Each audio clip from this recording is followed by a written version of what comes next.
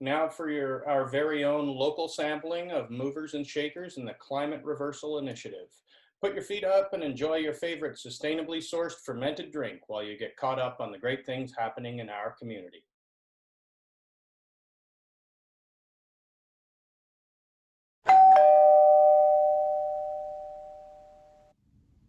Hi, I'm David Gray, Dean of Dalhousie University's Faculty of Agriculture and the campus principal of Dalhousie's Agricultural Campus.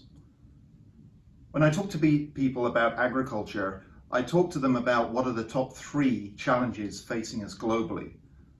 And those 3 challenges are feeding a global population of over 9 billion people in 2050, which means we have to double our food production in the next 30 years.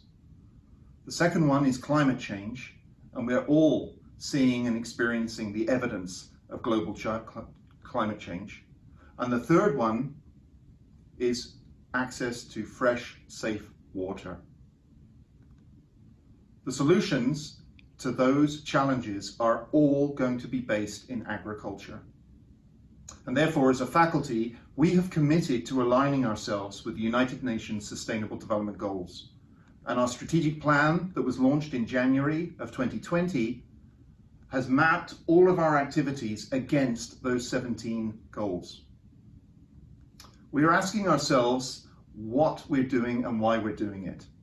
And if we are carrying out an activity that we cannot see is having an impact on the United Nations Sustainable Development Goal, we ask ourselves why. We are training people who are going to be working in agriculture in the future. They are the ones who are going to be working on those solutions, and it's crucially important that we prepare them for the challenge. Hello everyone, I'm Christine Blair, Mayor of Colchester County, and it's my pleasure to speak with you briefly today with regards to the energy-related sustainability initiatives of the municipality of the County of Colchester.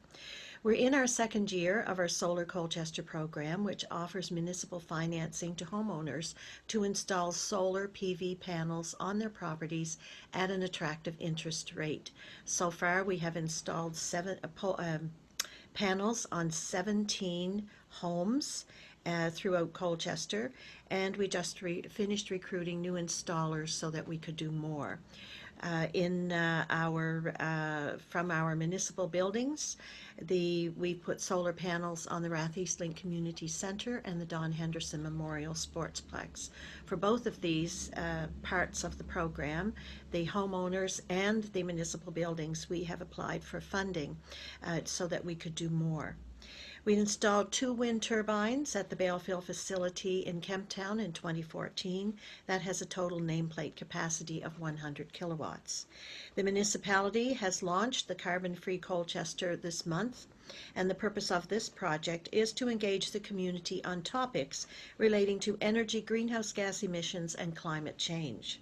The final result of the project will be a community energy and emissions plan which lays out a strategy for decreasing Colchester's dependence on fossil fuels, moving forward with a more efficient, affordable, and resilient energy future, and the plan will include concrete targets for emissions reductions, an action list, and an implementation strategy. The Fundy Discovery site has solar-powered park lights. And in April, Council approved the Interim Corporate Climate Action Plan, which includes short-term actions such as developing a procurement policy that considers GHG emissions of municipal purchases and a workplace waste and efficiency policy, retrofitting municipal buildings and reducing heat loss, investigating a large-scale renewable energy project, and many more actions. At our wastewater facility, which is a regional sewer plant in Lower Truro, we have installed variable frequency drives on several of our blowers throughout the facility, and that makes them much more efficient, and in fact saves the municipality about $58,000 per year just by that one action. The municipality is replacing the lights in most of our buildings with LEDs, and we are currently offering a $50 rebate to homeowners who want to complete a home energy assessment through Efficiency Nova Scotia.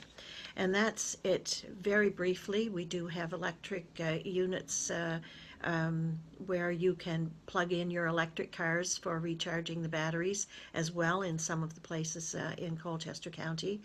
And I believe that to be forward thinking and deal with this issue, working together, every bit counts. And when we work together, we will be able to achieve goals. Thank you to Kathleen and to Paul. I appreciate this, and thank you for listening. Good afternoon. I'm Mayor Bill Mills of the town of Truro. I've been asked to put together about a 2 to 3 minute video explaining some of the projects the town of Truro is involved with regards to reducing greenhouse gases. And the first thing, and this is just a recent one, we have partnered with replant.ca environmental. They have offered to supply and plant approximately 20,000 native softwood seedlings on town lands as part of a climate change mitigation program. And the terms are really good at no cost to the town of Truro. We provide the land, they provide the trees. I think it's a marriage made in heaven. And this will be taking place up at our landfill site, and hopefully we'll be starting sooner than later. One thing that we have been doing is our Truro Farmers Market. We have a solar PV system at the farmers market. The market and sustainability are both intertwined, so we thought it was a great project. These solar panels that we have are about $100,000 worth. We're secured through an agreement with a company in Austria back in 2012, so they are working quite well. One of the other things that we do is the motor vehicle propane conversion pilot project.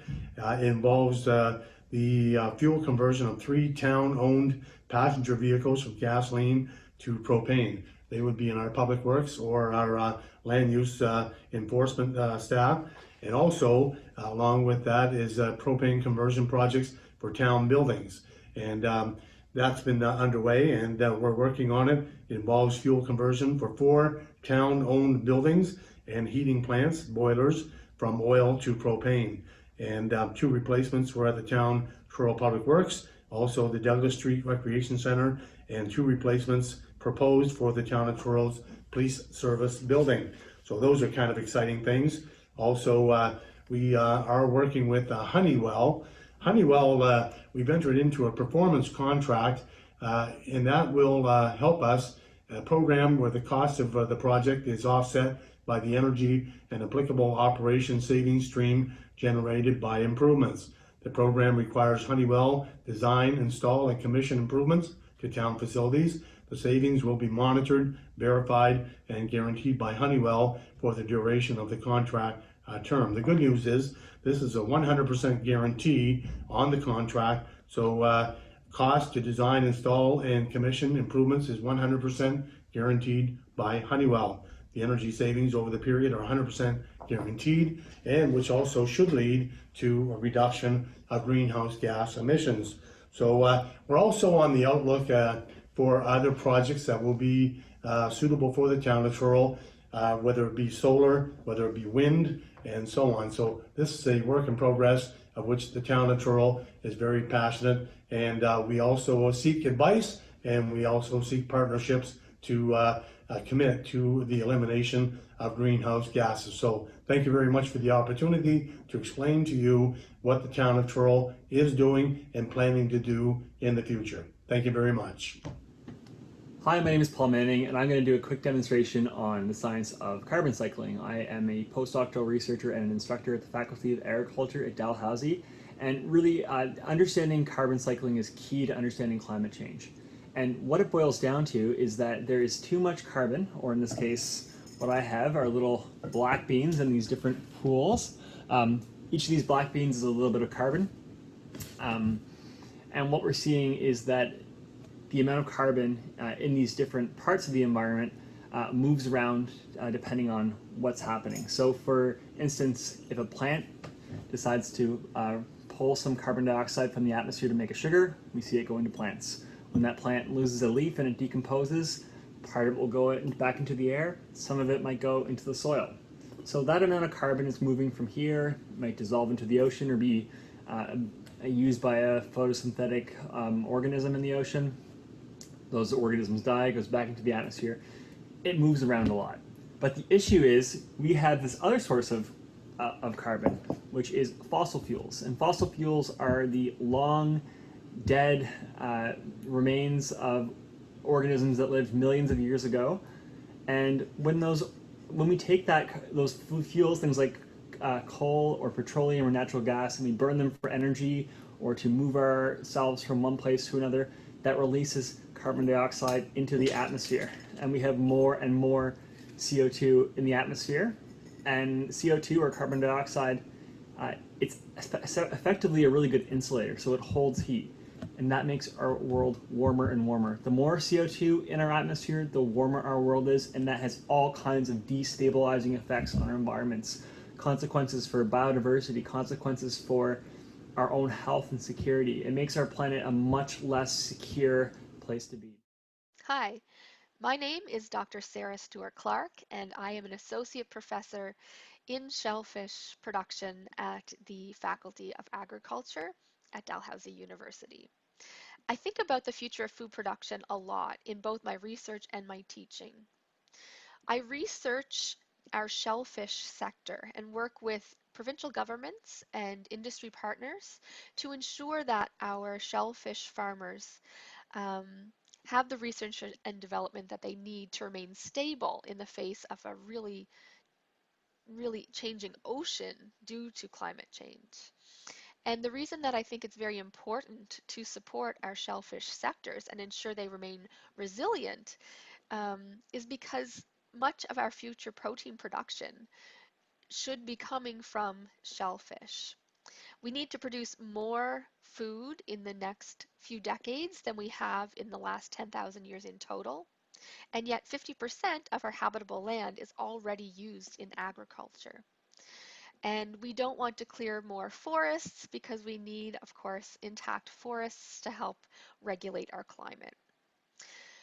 So where can we grow more food? Well, 71% of our planet is oceans, and it turns out that the most efficient way to convert the energy captured by the sun by primary producers into an animal protein is through shellfish. Not only is it the most efficient way to produce protein, but it's also really an environmentally sustainable way.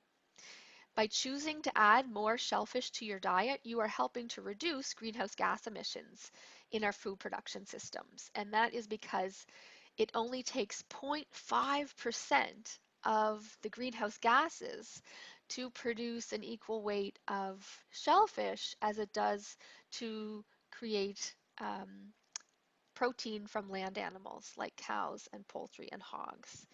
So only 0.5% of the greenhouse gases are emitted in shellfish production as opposed to other types of animal farming. It's for this reason that the Food and Agriculture Organization has really highlighted aquaculture and shellfish aquaculture as a form of food production that we should be growing and that we should be increasing, which is a great thing for Atlantic Canada because we are world renowned for our mussel and our oyster products. And in my teaching, I really encourage students to think about our food production systems and how we produce food and how that impacts our climate. I really encourage students to get involved in aquaculture because it is the fastest growing food sector in the world. There are lots of opportunities for young people in aquaculture production, and since the FAO have highlighted it as a main contributor to protein in our global food plan, there's going to be lots of opportunities for years to come. So if you want protein and you want it produced with as few greenhouse gas as possible, choose to have mussels and clams and oysters and other delicious shellfish species and help our planet. My name is Ahmed Al-Malahi and I am an assistant professor at the Department of Engineering. I work on developing intelligent systems that will make machines which produce crops more environmentally friendly. Now you may ask, what is the problem with the current machines? Well, in order to guarantee that we are producing enough crops, what we are doing is we apply a lot of chemicals. A lot of these chemicals stay in the soil, stay in the water. They don't just kill harmful pests, but also useful insects such as bees. Also, in order to apply a lot, we need to move the machines a lot, which means that there is a big amount of carbon emission that goes to the atmosphere. So how we make these machines intelligent? The concept is simple. We can place a camera that will serve as the eye, which sees the pest, and a computer that will serve as the brain and sends a signal to the machine, which serves as the body that spray on the insect. This will replace a system in which spraying happens without knowing what we are spraying at. In order to bring the concept into a practical system, what we do at the laboratory at the Department of Engineering is to put different concepts of engineering and computer science together. For example, in this prototype, you can see a camera here that turns on off using a controller that is here, and when it's on, it sends images to image grabber, which sits here. In turn, this grabber is connected to another single board computer that grabs the images and serves as the brain where image processing happens, and we send from it signals to the sprayer. Besides computer and electrical engineering skills, we learn mechanical engineering skills that help us in making this concept practical. We use apparatus such as this one here to help us understand how hydraulics work, how nozzles work, and how we can do intelligent spraying. That this video gives you an idea about what you are doing at the Department of Engineering in terms of developing intelligent systems and how this can contribute in having sustainable operations of crop productions in the field and reducing the environmental impacts and the carbon emission at the same time. My name is Dr. Andrew Hammermeister, and I'm the Director of the Organic Agriculture Centre of Canada at Dalhousie University. I'm also a faculty member in the Department of Plant, Food and Environmental Sciences. Here at the Organic Agriculture Centre of Canada, we work towards greater environmental sustainability by supporting the model of organic agriculture. Organic agriculture is a production system that is based on principles and regulated standards that guide us to work within the limits of our natural ecosystem and thus greater sustainability. There's no question that agriculture is having an impact on the environment and releasing greenhouse gases through the removal of forests and grasslands and the disturbance of the soil. All of these things are releasing carbon dioxide into the atmosphere. Agriculture also releases greenhouse gas emissions through the burning of fossil fuels, not just to run tractors, but also in terms of the manufacture of fertilizers and pesticides. In fact, fertilizers and pesticide manufacture can account for over 50% of the energy costs of some field crop systems. Organic agriculture tries to work within the limits of nature by adopting crop rotations that maintain or enhance soil health and quality, which includes maintaining soil organic matter content. We also try to include legumes that are fixing nitrogen from the atmosphere and bringing that fertility back into the soil so that we can use that for future crops without having to use manufactured fertilizers. We also try to recycle nutrients by using manure and waste byproducts. And we certainly are trying to minimize the use of pesticides, and in terms of using pesticides, we use only those that are regarded as naturally based. So the Organic Agriculture Centre of Canada works towards supporting the organic sector by facilitating research in organic agriculture across the country. We work with the Organic Federation of Canada to set national research priorities and to manage the National Science Cluster program. The Science Cluster involves 27 research projects happening at 36 University and Agriculture Canada research stations right across the country. It's supported by federal funding as well as over 70 industry partners. The Science Cluster includes many research activities involved in enhancing the productivity of our farming systems, but we also have a theme that's dedicated to environment. Within that theme, we have a couple of researchers that are even within Dalhousie University, such as Dr. Peter Tidemeers, who's working with colleagues across the country to assess the carbon balance of organic field crop systems. We have another researcher, Dr. Derek Lynch, who's working with colleagues in Quebec to assess organic tillage practices and the effects on soil health.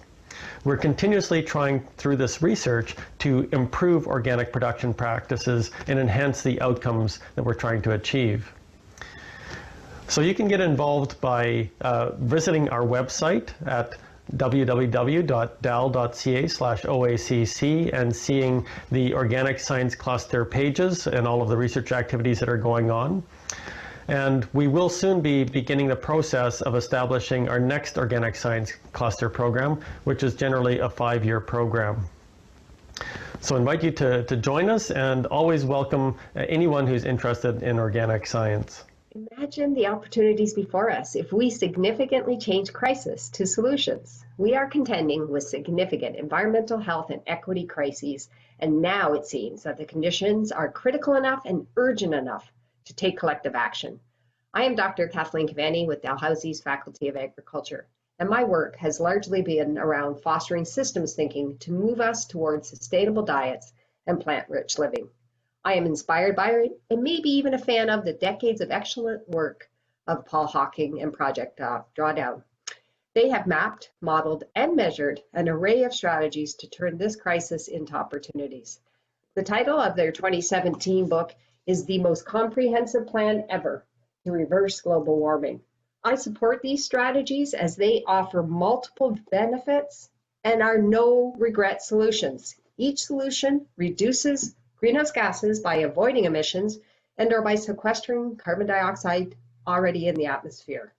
The top 5 strategies to offer the greatest impact are managing refrigerants, increasing onshore wind turbines, reducing food waste, and increasing plant-rich diets, and restoring tropical forests.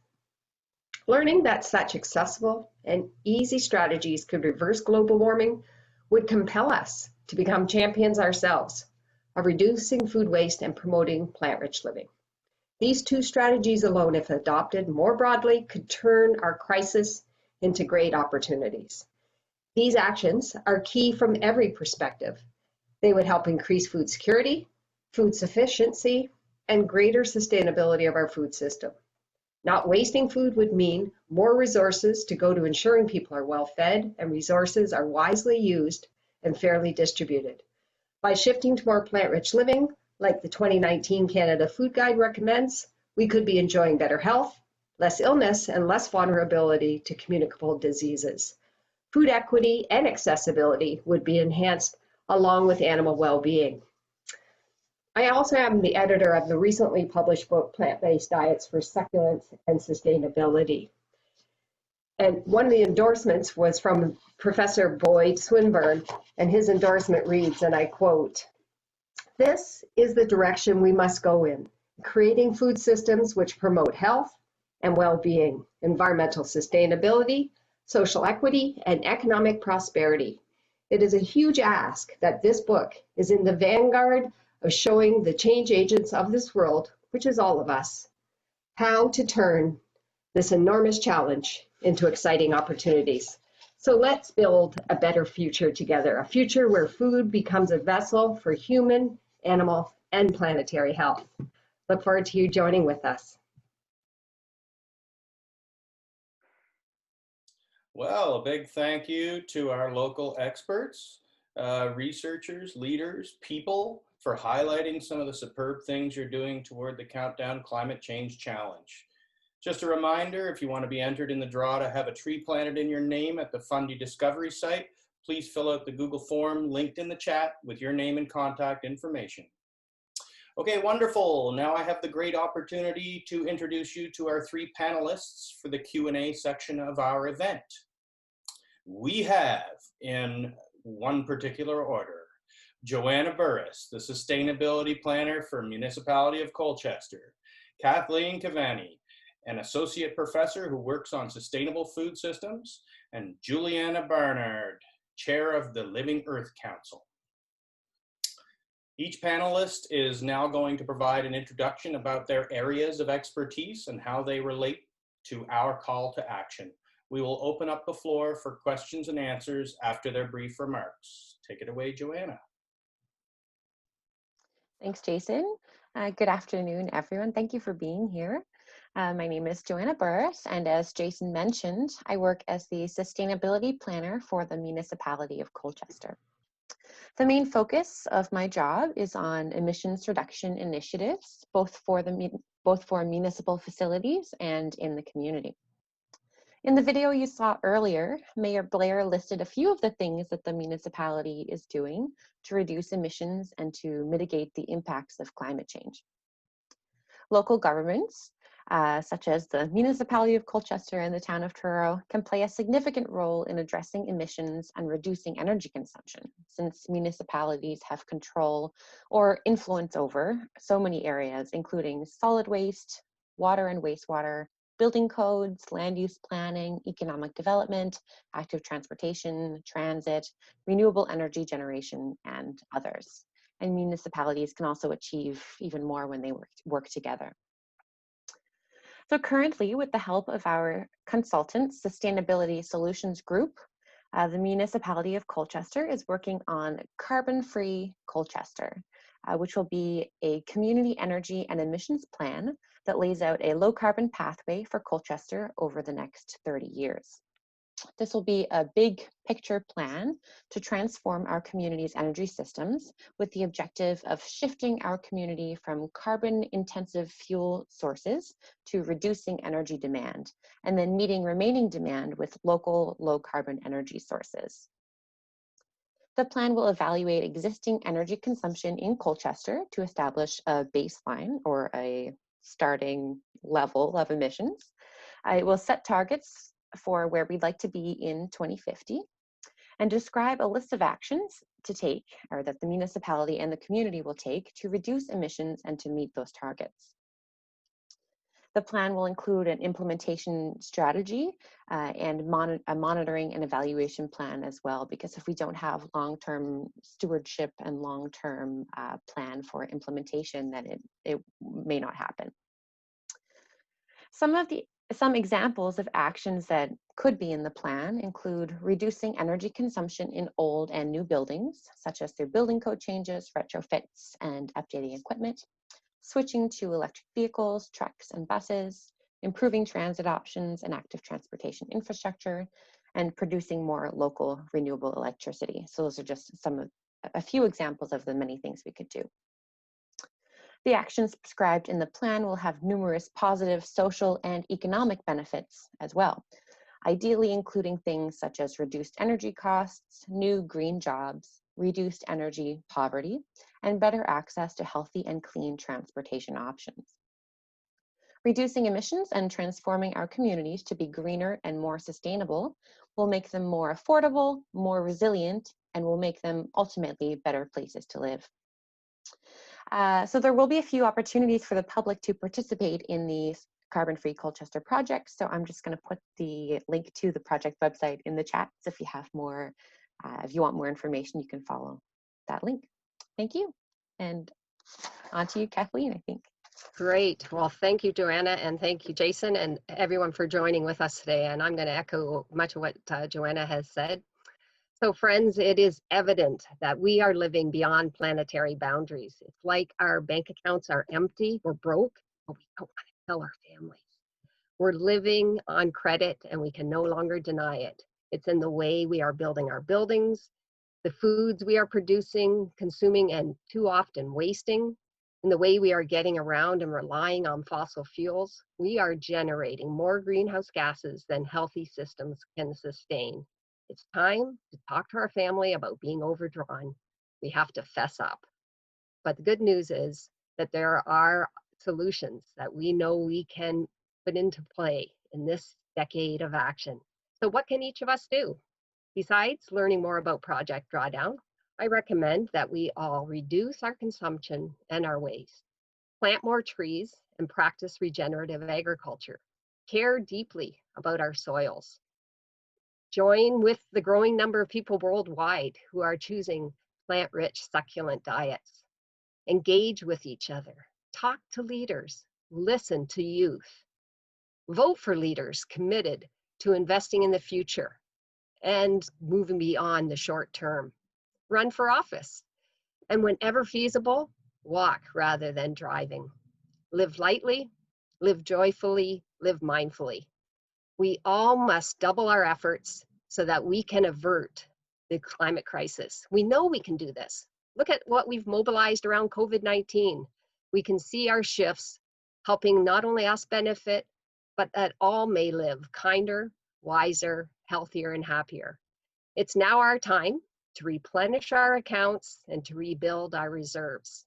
So I trust after all of this time together today that you are all determined to join with us for this exciting decade of action. We thank you, and future generations thank you as well. And over to you, Julianna. Thank you. So as Jason mentioned, I'm Julianna Barnard, and I'm chair of the Living Earth Council, which is a local organization here in Truro, Colchester, Millbrook, Cobequid area. In Mi'kma'ki, we started in about 2008, I think. I can't remember the date, but we were worried about what was happening with climate change and a lot of the other issues going on worldwide, and realized that, as Margaret Mead said, never doubt that a small group of thoughtful, committed citizens can change the world. Indeed, it is the only thing that ever has. And that's kind of been our motto ever since. I've been fortunate to be on the board for a while and then off, and then Kathleen was on the board for a while, and Paul was on the board. I don't know, Joanna, if you were ever on the board, but you know, a lot of people in Truro have been involved in Truro and Colchester area have been involved in the Living Earth Council. And over the years, we've been able to at least have some conversation going in this area, and also make some concrete contributions to what's happening in our area. For example, LEC was able to team up with the town of Truro to get the community sustainability plan produced, which had a lot of things. I was reviewing it, and a lot of things have been done, and there's still much more there to do. So we would like to continue, you know, promoting that plan, maybe a revision of it, and see how we can update it and move on things that maybe haven't happened, but a lot of things that were in that plan, like a year-round farmers market, the new library, you know, different things like that have happened, so it's encouraging. We've had different projects over the years. We had a Sustainable Active Transport Committee that did a lot of work with Colchester, Bible Hill, Truro, around bike trails, paths, and so on. And some of that has happened, and there's still a lot to do. I'd love to see more of that happening. I was looking for a bike rack the other day downtown, and you know, it would be really fun to have one. So those are some of the things that we're still working on. We've had different events around local food, which have been very popular as well, and educational for people. And we had the Cool Truro project, which was about lowering emissions.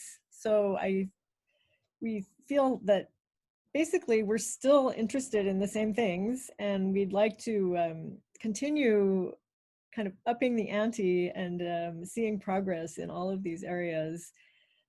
We know that our area, we just sponsored an event called Plug In, which was a conference on municipal renewable energy. And we were really pleased to have Mayor Blair and Mayor Mills and Chief Glode there from all of the communities locally, talking about what everyone is doing around sustainable energy. And in that conference, we were discussing the possibility of further collaboration with these different communities, because we're all here together. So what can we do together? So we hope to follow up on Plugin very soon, and we'd love more people to be involved with us. So if anybody isn't quite sure of what action to take, I guess that would be the message I would want to bring today, is that we'll be having several events. We'll have, we're going back to our climate cafes, which we were doing monthly at the library, but since COVID, we've had a few online, and they're still pretty good online, even though we can't serve pie. So we would like to invite everyone to come, you know, bring your pie, be online to the climate cafes. We have an incredible number of people in this community, and talking about the broader community, that have so much expertise, knowledge, wisdom, and good energy to share. So we'd like to keep sharing that, and I really feel that that is what is going to pull us through this whole thing, is engaging with each other and engaging with our communities. Because if we can laugh together and have fun together and talk about ideas together, we can figure it out. So I guess that's the LEC message for today. So I have a few more things, but I'll just wait for questions. Thank you. Thank you very much, panelists. 3 wonderful perspectives. There's a lot to pull from our community. So we're entering the Q&A, and to make the best use of short time we have remaining, we ask that you pose any questions based on the panelists' field of expertise, and also include, if you choose to, who you want to ask the question to. Any other questions will be deferred to our local experts for later on. So down below, you'll see Q&A on the bottom of your Zoom bar. Please start populating it with questions.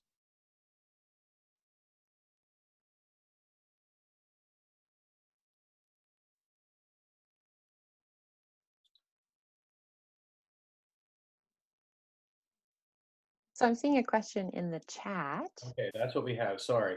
From Christy, will carbon-free Colchester encompass private actions as well as individuals' contributions to progress? Right.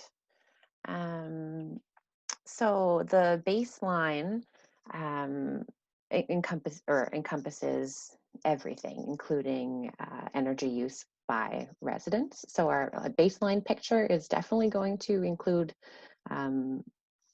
individuals' use, or individuals' current use of electricity, and then we're going to kind of project that into the future based on population projections, and based on projections around like policies about electric vehicles that come down from the federal government, provincial government. It's going to be a little bit difficult to include everyone's individual changes and actions. We are going to have actions in the Carbon-Free Colchester plan that will be implemented by the public, and that we will need individuals to engage with us on in order to implement it. Some of those might be things that, such as our Solar Colchester program, we offer financing for that, but it's really up to individuals to kind of decide that they want to invest in solar.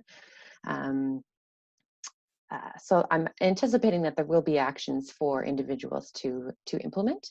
As far as monitoring, I think it's a great point that we should be thinking about individual actions, because those are important. So yeah, we'll try to figure out a way to incorporate that into our monitoring and evaluation strategy. So thank you for asking that. Thanks, Joanna. And Andy Hammermeister asks, COVID has definitely enhanced our utilization of the internet and working from home. Do you think this will continue post-COVID? And what do you think the trade-offs are? Who'd like to take that? I can speak a bit to it, and others certainly have thoughts, I'm sure, but there's been, like any circumstance, good things that have come out of this pandemic, and some difficulties, of course. So it's a great question, Andy. Of course, we see a lot of gains in the world with much less pollution happening as a result of the reduced air car and other forms of fossil fuel travel. So we're going to definitely see improvements there. But in terms of the trade-offs with social relations, as Julianna was just saying, we don't get to share pie, which is a big downside. And we need other opportunities. I see that Rochelle was asking also about whether we are going to move ourselves to more public transit. And we've had lots of conversations in Colchester-Truro area about this over the years. And I know Mark's been brainstorming a number of strategies. What more can we be doing to put pressure where we need it to have shared benefits around public transit? I think it's one good answer. Thanks, Kathleen. From Mark, Julianna, thanks for your leadership in our community on these issues for the past decade and more. Now you've stepped up to run for Truro Council. This is the first election I've seen where climate and GHGs are being discussed. Many candidates are declaring a green agenda thanks to long-suffering local activists and our youth over the past couple of years. Are you having conversations about this in your campaigning? Is it on voters' minds? Thank you. Thanks, Mark.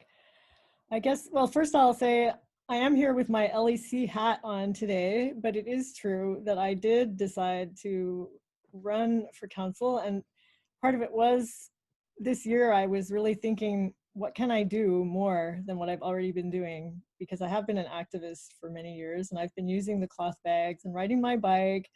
And I was getting honestly a little discouraged. And then I thought I can do something every day. So I started picking up some garbage that was around my neighborhood, and I, got 100% more involved in Living Earth Council. And just once I started thinking that way, I started seeing so many things I could do every day to do something more. And now I ended up running for office. So yes, I have noticed people are thinking about this. And at first, I was trying to think of how do you talk about sustainability, and really what it's about is, are we going to have a safe and healthy environment and economy now and in the future? And a lot of people are interested in those topics. People are talking to me about also watershed management. A lot of people who walk up by the reservoir have noticed that it's very low, and what's the conversation we're going to have around that? People are interested in energy, solar for their homes, different things like that. So it's definitely a subject that's there. Even with the deer issue, I find people are talking about how do you balance the environment? How do you create a system where, we're looking at habitat, we're looking at the larger context as well. So there are different issues being mentioned. So yes, I think it's much more present than I expected.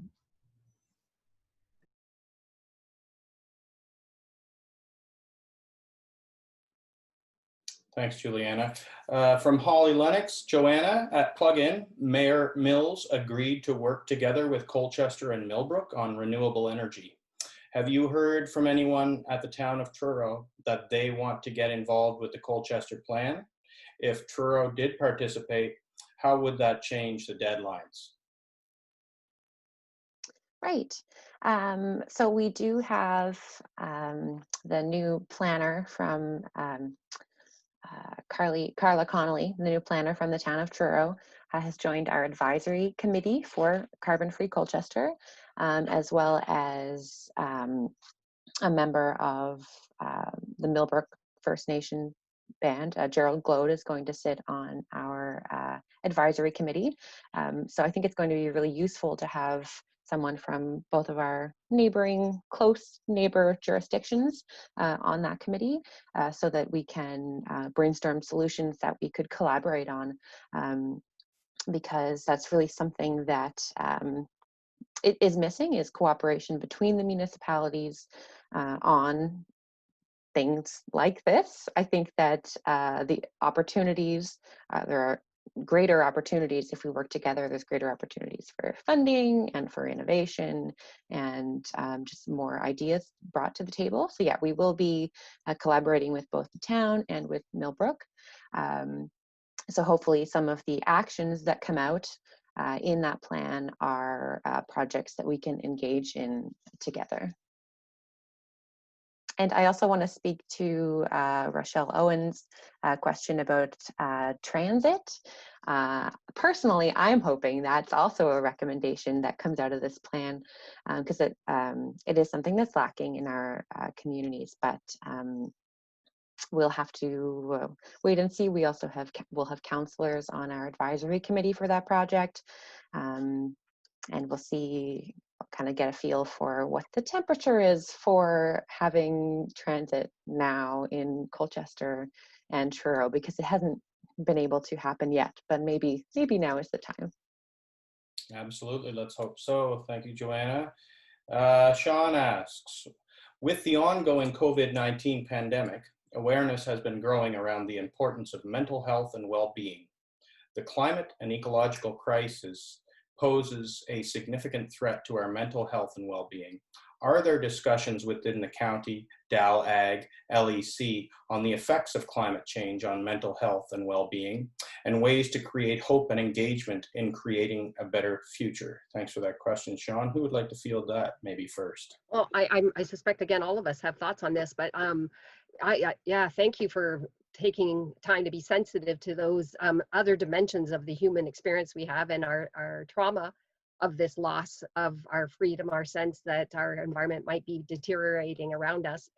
In lieu of feeling powerless, we really hope people will own the power and own the positive energy that we can gain together. I wrote a piece about eco-anxiety in The Conversation some weeks ago. So there's a lot that people are saying around ways to reverse the crisis, which is what I'm emphasizing. And when we stand together, really feeling buoyed that we can do this in time. So I suspect Julianne and Joanne have things to say as well.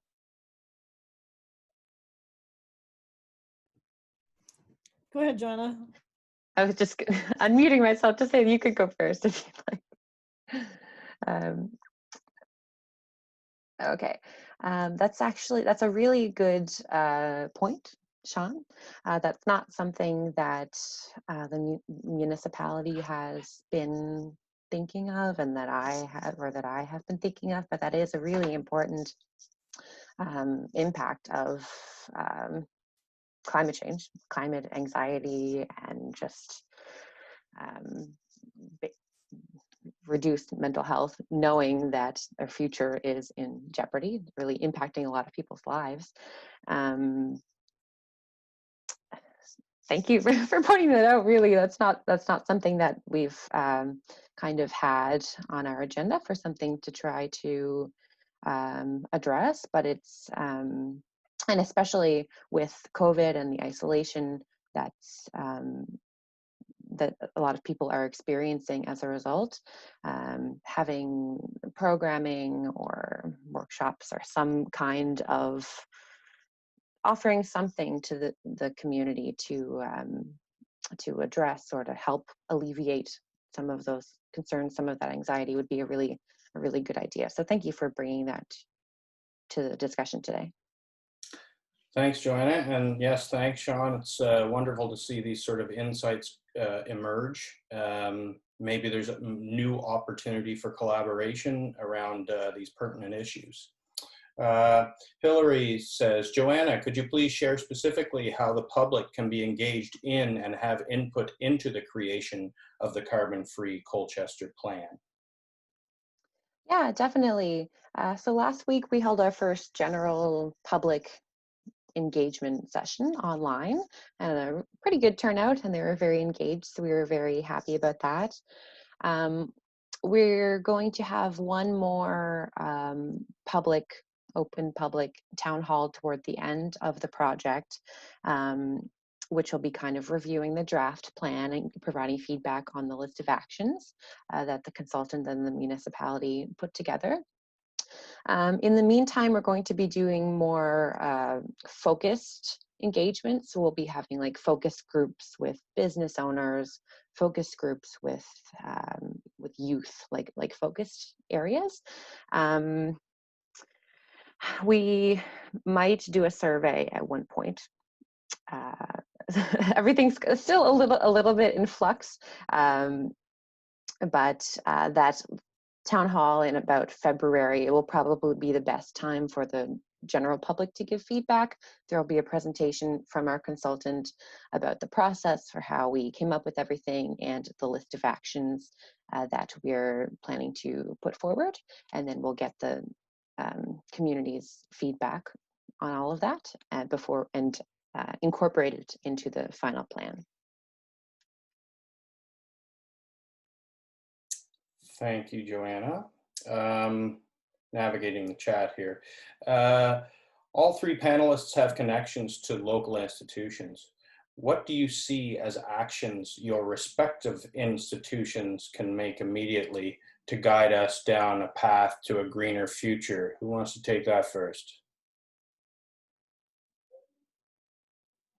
Do you like it again?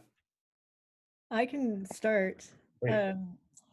So for the Living Earth Council, we have some projects coming up that we're really excited about. One is we just had this energy conference plug-in, and we're plugged into other municipalities, pardon the pun, who are doing things about renewable energy controlled at the municipal level, or reducing energy poverty at the municipal level. So we'd really like to stay connected with those communities and work following up with our communities here to see how we can get those projects, those types of projects going. I'm really excited about that because it's actually, you know, dealing with the real stuff, like actually reducing emissions and so on. We also are planning in the spring tree planting and pollinator gardening activities, workshops, and events. So those would add to, you know, the carbon. We're hoping to start planting trees and helping pollinators so that our environment can be enriched and absorb carbon. Those are a couple of things that we're doing. And we'll have other projects. We're going to have in November sometime, we'll be having a members forum, which we'll be posting on our Facebook page and our Instagram account. So along with the Green Hub project, we'll be doing that. So people can come get involved, share ideas, and start doing different projects. Some things that I would mention, thanks Juliana, those are excellent. Here's to LEC. The good work of the farmers market. We have one of the finest farmers markets in the region, and we support a lot of local production that way. So certainly that's a strategy to tap into for all of us. We have gorgeous trails, the spectacular Victoria Park, where we can replenish our own spirit and reconnect to trees, be in line with more of the environment that we are not divorced from, but we are a part of. The more we align ourselves with our essence as humans in nature, part of nature, and we can be a stronger voice when we need to be with policies that are upcoming, opportunities with the town and county to speak about where there could be sustainability interventions like transit plan, and encouraging bike paths and all the things that we've been talking about for a long time. So yeah, maybe there's an appetite. Let's take action.